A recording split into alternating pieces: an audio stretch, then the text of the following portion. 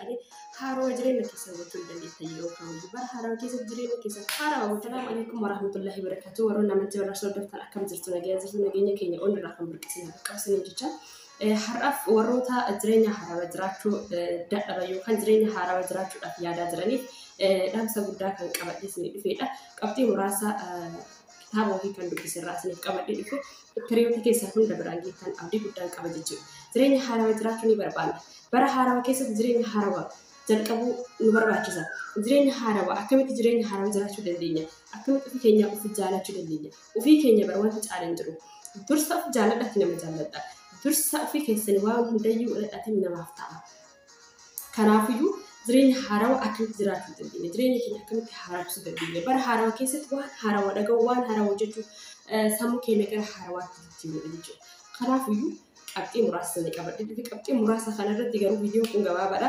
sheer godhaa yoo keessan biraan gaasiin jedha takiyya hawaasa wajjiniin ta'ee jireenya dhuunfaa keessanii ta'ee hundumaayyuu harawa guutanii waan harawaan jiraachuu hin dandeettan akka isin hin dabbarre akka isin hin salachaane harawa jireenya keessan gochuu hin dandeettan yeroo kamiyyuu bara harawa keessatti jireenya keessan harawa gochuu dandeettan jechuudha saniifiyyuu sadarkaa tokkoffaatti irratti guyyaa har'aa kan isin qabadhe dhufi jireenya keessan haaromsuudhaaf wanta wal fakkaataa gochuu dhiisu wanti wal fakkaataa jireenya wal fakkaataa yoo ta'e yeroo kamiyyuu karaa wal fakkaataa odeetti yeroo kamiyyuu waan wal fakkaataa hojjettaate salachaa barataa baatee jechuudha kanaaf wantoota haarawaa shaakalu hojiis ta'e waan hundaayyuu warri kitaaba tokkicha hoggarraa hoggatti kitaaba tokkicha guyyaarraa guyyaatti jaarraa jedhatti dubbisu waan haarawaa argachuu danda'u wantoota haarawaa baay'eetu jira shaakaltanii hojjettan jechuudha waan gaarii fakkeenyaaf waa dubbisuu irratti yoo xiyyeeffatan waa baay'ee hubachuu dandeettan jechuudha akkuma isaan hayyuu dhaggeeffachuu irratti yoo xiyyeeffatan waa baay'ee irraa hubachuu dandeettanii hojiillee yoo ta'e waan haarawaa yoo shaakaltan waan haarawaa waan yoo keessan gammachiisuufi seenuu dandeettan jechuudha kanaafiyyuu karaa tokkicha irratti deemtan taananii namoonni akkasiisun jireenya isaanii haarawatti deemaa hin deemu jechuudha yeroo kamiyyuu jireenya isaanii moofaa jireenya isaanii wal fakkaataa jireenya isaanii kanuma kan isin dabarsan akkasitti jechuudha jireenyi oli gadi akka mizaana kanatti wal mazara jechuudha isinis mizaana irra keettanii waan haarawaa shaakaluu fi waan haarawaa hojjetu waan haarawaa irratti argamudha jechuudha kanaafiyyuu tokkoffaa irratti karaa duraan jirtan sanirraa maqaa jechuu osoo hin ta'initti fakkeenyaaf suuqii yoo banadhee jira suuqii sana diigee ta'e suuqii maraa jaaraa jechuu kiyyaa miti yookaan jaalallee yoo baranna jaalallee kun qabatan jaalallee aanu qabadhaa baratu jechuu kiyyaa miti hojii ta'e nyaata ta'e waan hundaayyuu waan haarawaa yaalu wanta akkasiisantu iyyuu jireenya haarawatti seensa sammuu keessan isin bashannansiisa jechuudha waan wal fakkaataa godhuun isin salacha fakkeenya wayii isinii kaasuu danda'a fakkeenyaaf foon wayii hin qabne hajajuu duraanii foona kana xabbasnee kan nyaannu qoraanii jechuudha qoraan kanaan alatti xabbasnee nyaannu foona kana hajajnu jechuudha ammallee irraa xabbasamee kasala ta'ee dhumee jira inni sun sini jettee deebinee ammallee guyyaa lammataa foon qoraan masanii xabbas mala qoraan haarawaa barbaanneeti akka qoraan sun akka foon sun sirriitti bilchaatutti qoraan haarawaa barbaanneeti bidda obeessinee foon sun xabbasannee nyaannaa jechuudha jireenyis akkasi waan irraa dhume waan barbitee tokkotti fayyadamuu sun taane waan haarawaa daddafama qoraan sun dafee bilcheessee nu qaqqabaa jechuudha akka nyaannuuf kanaafiyyuu jireenyis akkasii jechuudha waan haarawaa osoo hin taane waan hin baratanii tokko shaakaluu jireenya isaanii irratti namoonni gammaduu danda'an jechuudha. Kanaaf jireenya dhugaa jiraachuu hin dandeettan jireenya hawaasa illee bilisoomsuu hin dandeettan jireenya dhuunfaa keessan illee haaromsitanii jiraachuu hin dandeettan osoo waliin salacha'in jechuudha. Okay lammaffaan immoo amanamummaa qabaachuudha. Ofii keetiif amanamummaa qabaachuun dirqama jechuudha. Amanamummaa qabaachuun dirqama jechuun kiyyaa fakkeenyaaf hojii wayii hin yaala hojjette isaan kan beekamtii qabanii yaalanii milkaa'anii immoo beekamtii hin qabu maana kan hojjetta.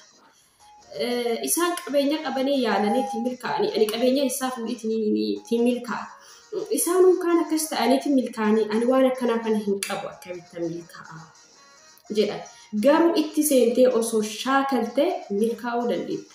Isaan illee akkasumatti itti seenaniitiin milkaa'a waan ta'eef ta'anii odeessaniitiin kan milkaa'an deemanii hojjetaniiti isin galtee yeroo baay'ee isinitti kan hojjetu walii jiru kan taa'ee odeessu malee kan hojjetee dhabe isin qocca'u kan taa'ee odeessee oduudhaan quufeetiin jee malee maaliif wanta kamuyyuu gaafa shaakaltan gaafa yaaltan ni argatan ni milkooftan inshaallah rabbi isin gargaaree jechuudha kanaaf ofii keessaniif amanamummaa ta'uu baay'ee barbaachisaadha jechuudha. Kanaafiyyuu ofii keessaniif amanamummaa qabaadhaa qaba. jechuun yaa'anii wanti tokko irratti of sodaachiftanii keessa sodaadhaan guuttanii duubatti hin deebinaa hojii kamirraayyuu jechuudha. Hojjedhaa milkaa'uu dhabuun carraa garuu carraa haamilee keessan ka'umsa bareechaa. Mannu gaafa hidda gad dhaaban sirriitti dhaabbataa bara. Manni hiddi isaa gadi sirriitti hin dhaabanne osoo daddaqu umrii isaan qabu qofa jechuudha. Kanaafuu hiddi keessaniif amanamummaa qabattanii kaarii keessanii yoo haatan ni milkooftan wanni milkoonni hin jiru. Kanaaf waan haarawaa wanti yaaduu fi akka sammuun keenya haarawaa ta'e akka jireenyi keenya gammachuudhaan guutamu. Waan tokko moosaniif haa qooda. Rabbiin keenya jechuudha.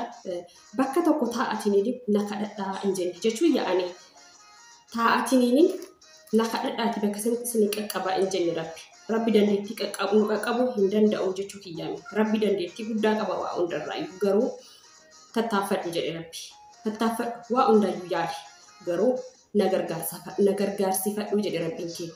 Rabbi keessaniif jiraattanii gaafa rabbiin gargaarsifattan bakkeen isin hin geenye tokko iyyuu jiru. Eenyumaayyuu ol jirtan amantii keessan yoo kabajan, amantii keessan yoo jaallattan, amantii keessan yoo amanamtan eessumayyuu ni geettan. Kanaafiyyuu amantii keessan sirriitti jaalladhaa, ofii keessanillee sirriitti jaalladhaatii ofiif amanamummaa qabaadhaa. Waan hundaayyuu yaalaa. Rabbiin keessan isin cinaa jira waan ta'eef rabbiin isin amanamtaniif jiraattaniif isin cinaa jira waan ta'eef galma barbaadan geettan. Namaafillee carraa hojii bantan. Kanaaf hawaasafis ta'ee ofiifillee amanamummaan barbaachisu jechuudha. Ani yeroo kamuu gara duubaa yaadatan eenyummaan danda'u eenyummaanaaf hin ta'u. Anummaa isa kana danda'e yeroo baay'ee namni keenya malee ani sammaan danda'u. Ani sanummaa danda'ee seena jedhee yaadu jedha. Akkas yaadda taanaan carraan hojii hundumtuuyyuu si darbaa jechuudha. Kanaaf waan hundaayyuu jaalaa isin jedhee isin gorsuuf jechuudha. Kanaaf xankaarra taatee waan hundaayyuu itti seentee yaaltee hojjette siiniif ka'a. Kanaafiyyuu waan hundaayyuu jaalaa isin jedha bara.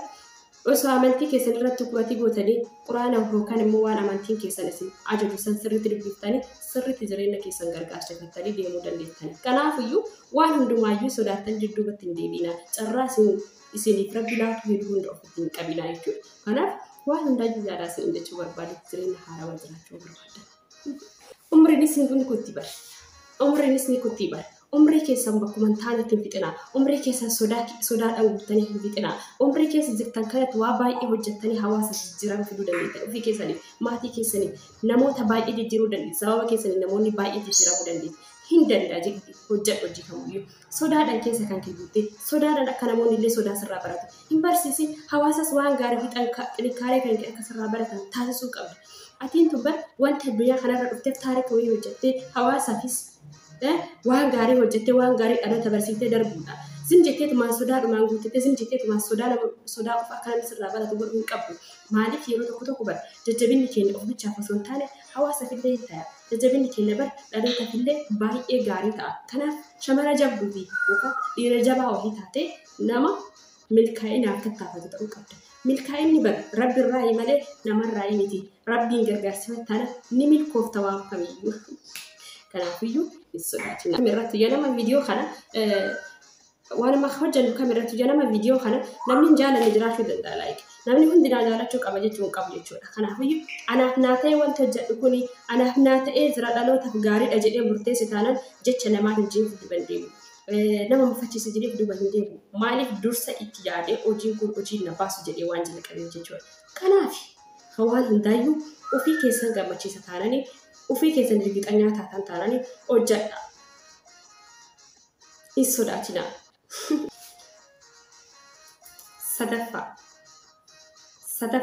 Sadaffaan immoo tuyyuu waan dirqixanyaa taate sanii waan sitti dhufu waraanuu danda'u qabda. Kana jechuun kiyya xilaata keetii fi wadaajii kan kee adda baaftee beekachuu qabda jechuudha. Wanti sitti dhufu hunda siin jechuu osoo hin ta'in namoonni gaarii siif yaadan jiraachuu danda'a. Dhufanii wanti kun waan amantii kan kee cabsuudha yoo siin jedhan itti yaadu qabda dhaabbattee. Sanii achitti garuu waan itti dirqixanyaa taateetiin lafaa haati san duuba tasumaayyuu deebiin itti fufisin jechuun barbaada. Maatirraa sitti dhufuu danda'a gaafiin kun. Hiriyoota kee irraa sitti dhufuu danda'a. Hawaasa guutuurraa sitti dhufuu danda'a. Wanta san garuu itti dhiphachuu hin qabdu jechuudha. Itti dhiphachuu hin qabdu tokkumaayyuu. Yoo waan amantii kan keetii taate dhaabbadhuuti yaada. Sanii achiin garuu namni hundi na jaala akka na jaalatu jettee yaada kan kee jijjiirin kaayyoo kan kee hin balleessin jechuudha. Namni hundi kan si jaalatu dachee kanarra hin jiru. Namni kamuyyuu nama jaalatuu fi nama jibbu hundiyyuu jechuudha ni qaba. namni nama jibbuu fi nama itti hinaaf hin qabe nama iyyuu hin jaamuudha.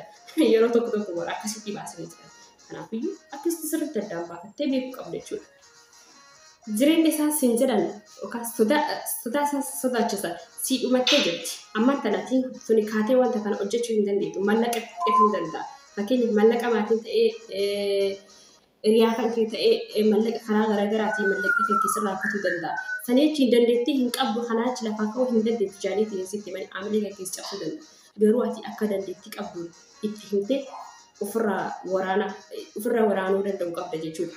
Wanta jajjabina keessa keessa gaafa argan wanta ati dhaabde sun isaaniitti inumaayyuu hin argamu jechuudha. Akka ati jabduu taatee fi akka cimtuu taatee fi ga'umsa kan keessa isaaniitti mul'ata malee jechuudha. Namoonni tokko bara yoo namni kufee hafu yoo namni miidhamu jechuudha namatti gammadan haamilee nama cabsan jajjabaa namaa hin jedhan keessumattuu iyyuu ba'aadha.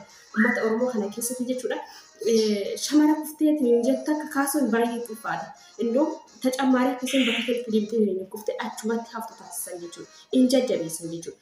Kanaafiyyuu ofii keetiif jajjabeessuu qabda kan yaada keessanii waraanuu qabda jechuudha. Jechuudha akkasiis kan si dhufusan yaada keetii waraanuu qabda jechuudha. Ati dandeettii qabda. Ati umriin keetii ganaa lafa addunyaa kana irratti waan baay'ee hojjechuu dandeetta. Kanaafiyyuu amantii kan keessa sirriitti jabeeffadhu. Sanii achi lafa addunyaa kana irratti waan halaala ta'e takkaa'u siigalte waan halaala ta'e takkaa'uun hambisini yaali. Haga dadda'anii jechuudha. Siigalte garuu waan haraama irratti siin gorsu chaanaalli kiyya. Nama kamiyyuu waan haraama ta'e takka irratti iyyuu isin gorsu chaanaalli kiyya. Chaanaalli kiyya jireenya keessan dhuunfaa bilisoomsaa karaa halaalaatiin jira. Karaan isin jedha ani haalli dhagasee wajjin ture qabxii sadii bichaadha. Guyyaa irratti isin qabadhe dhufe waan hojii turtaniif baay'ee isin galateeffadha. Baay'ee isin jaalladha. Baay'ee isin kabaja. Xinkaaree keessan jajjabinni keessan kan isin koomantii na tolchitan kan isin na jajjabeessitan hagar'aatti na jajjabeessee har'aan nagee jira akka daddafeetiin isin bira viidiyoo torbeedhaan ga'u na taasisee jira jajjabinni keessan ammallee ana akka dhaabbadhee deemu na godheeti jira. Kanaaf guddaa galatoomaa isiniin jedha. Ofii keessanii of jaalladha. Achi boodan hawaasa jaalladha. Achi boodan hiriyaa keessan jaalladha. Nama kamiyyuu hin fakkeessanaa. Yeroo tokko ani bara ofii hiyyaa qolli jaalladha jedha. Namni lubbuu isaa nama jaallatu jiru. Tariyyoo armeetii taate malee. Kanaafiyyuu ofii keessanii lafa addunyaa kana irratti waan dhuftaniif sirriitti raqa beekaa. Lafa addunyaa kana irratti namarratti fe'aa osoo hin taane namni sirratti fe'atee haa kutu. Namarratti fe'aa kuttee nama doomaa gootee hin deemin nama qariiti. Namni akka jijjiirama gaariitti deemu. Taasisi barumsa namaaf ta'eef lafa addunyaa kana irra gara lafa addunyaa kana irratti namni tokko iyyuu hin jiru. Hundi keenya iyyuu ni boqonna lafa addunyaa kana irratti. Garuu waan gaarii hojjechuu qabna. Yeroo itti arganne carraatti arganitti fayyadamuun dirqama keenya jechuudha. Galatoomaa waan dhaggeeffataniif ani kasii wajjin ture haniidha. Baay'ee isin jaalladha. Laayik sheer gochuu keessaniif hundarraa isin galateeffannaa. Ciao ciao ciao.